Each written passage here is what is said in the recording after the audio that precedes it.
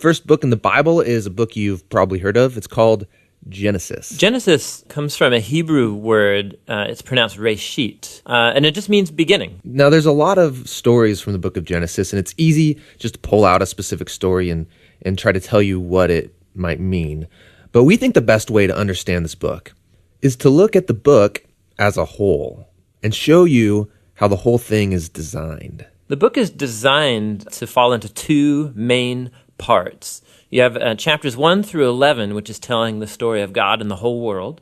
And then you have the second part, which is about God and Abraham's family, as chapters 12 through 50. And how the two of those parts relate, that's where you find the message of the book. Okay, so let's start back at the beginning. The first part of Genesis begins with a creation story where God creates everything. And how exactly that happens, of course, that's where all the debates come. But he takes a dark, watery chaos and he turns it into a beautiful garden where humans can flourish. That sounds nice. It does sound nice. In fact, 7 different times God says of all that he's made that it's good.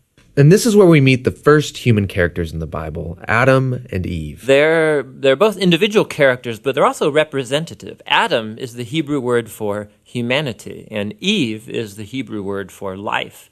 And God creates them in his image. In other words, humanity reflects, or is meant to reflect, the creativity, the goodness, and character of the Creator out into the world that he's made. And they're supposed to reproduce and make cultures and neighborhoods and art and gardens and everything else. But he gives them a moral choice about how they're going to go about building this world. And this is what the tree of the knowledge of good and evil is all about. And he tells them, don't eat of the fruit of this tree or you will die. What's that all about?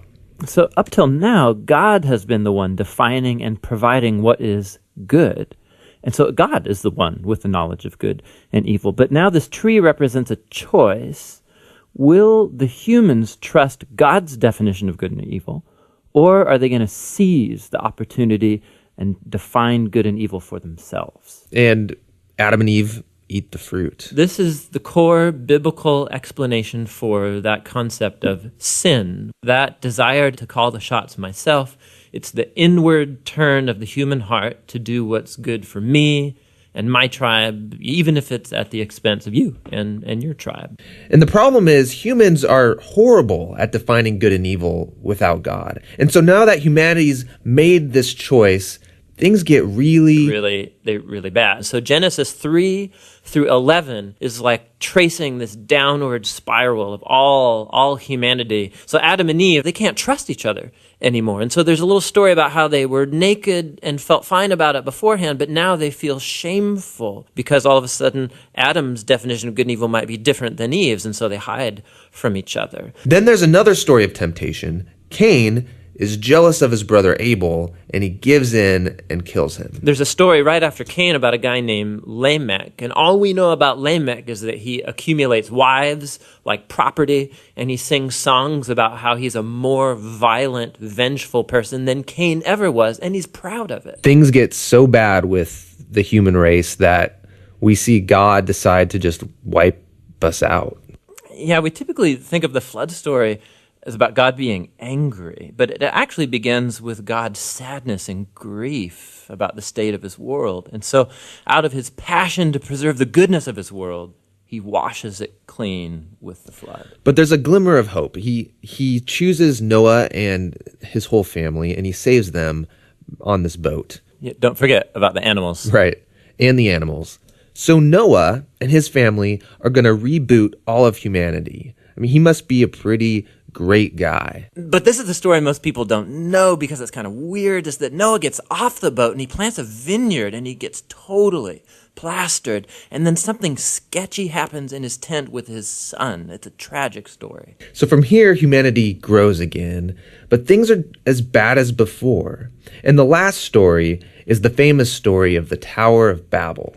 And in this story, you have all of the nations uniting together to use this new technology they have, the brick.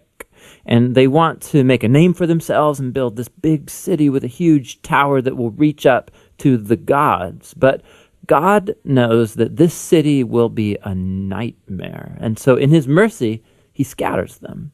And all of these stories, they're underlining the same basic idea. When humans seize autonomy from God, when they define good and evil for themselves, it results in a world of tragedy and death. And this leaves you wondering, is there any hope for humanity? Yes, yeah, there is. It's the very next story that answers that question. It's the beginning of God's mission to rescue and restore his world.